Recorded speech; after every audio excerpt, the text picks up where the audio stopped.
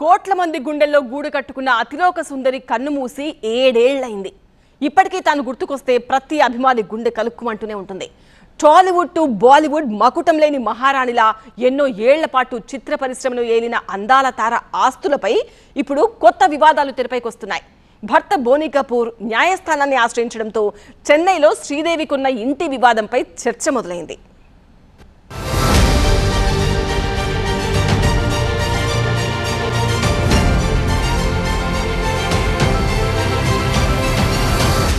దశాబ్దాల సినీ ప్రయాణంలో కోట్ల మంది అభిమానుల హృదయాల్ని కొల్లగొట్టారు అందాల తార శ్రీదేవి. దక్షిణాదిలోనే కాకుండా హిందీ చలనచిత్ర పరిశ్రమ పైన చెరగని ముద్ర వేశారు. 2018 ఫిబ్రవరి 24న దుబాయ్లో శ్రీదేవి మరణం కోట్ల మంది అభిమానుల్ని విషాదంలో ముంచెత్తింది.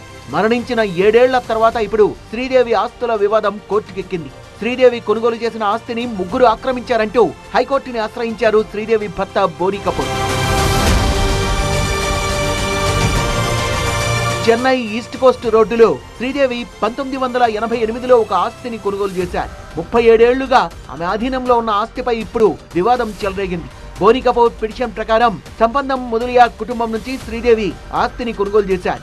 మొదలియార్ వారసులమని చెప్పుకుంటూ ముగ్గురు వ్యక్తులు తప్పుడు లీగల్ హెయిర్ సర్టిఫికేట్ చూపించి తమకే హక్కుందని వాదిస్తున్నారు. మొదటి భార్య బతికుండగానే చంద్రశేఖరన్ మొదలియార్ రెండో వివాహం చేసుకున్నాడు కాబట్టి రెండో భార్య ఆమె పిల్లలకు వారసత్వ హక్కులు ఉండవని బోనీ కపూర్ న్యాయస్థానాన్ని ఆశ్రయించారు.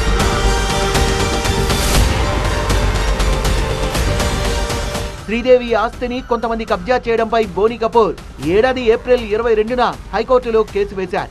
ఆస్తిని తాము కొనుగోలు చేసిన 17 ఏళ్ల తర్వాత 2005లో తాంబరం తహసీల్దార్ కార్యాలయం నుంచి వారసులమంటూ ముగ్గురు వ్యక్తులు లీగల్ హెయిర్ సర్టిఫికేట్ తీసుకున్నారని బోనీ కపూర్ ఆరోపించారు. ఆ సర్టిఫికేట్ రద్దు చేయాలని కోరారు. నకిలీ సర్టిఫికేట్ పై బోనీ కపూర్ చేసిన ఫిర్యాదుపై 4 వారాల్లోగా నిర్ణయం తీసుకోవాలంటూ తాంబరం తహసీల్దార్ ని మద్రాస్ హైకోర్టు ఆదేశించింది.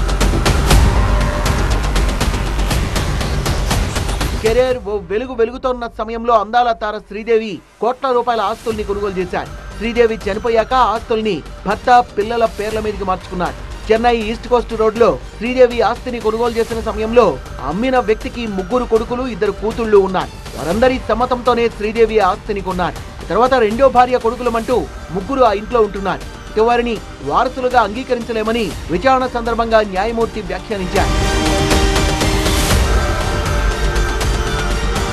కోర్టు ఆదేశాలతో రెవెన్యూ అధికారులు లీగల్ హెయిర్ సర్టిఫికేట్ విషయంలో తీసుకునే నిర్ణయాన్ని బట్టి చెన్నైలోని ఆస్తి శ్రీదేవి కుటుంబానికి దక్కుతుందా లేదా అనేది తేలబోతోంది.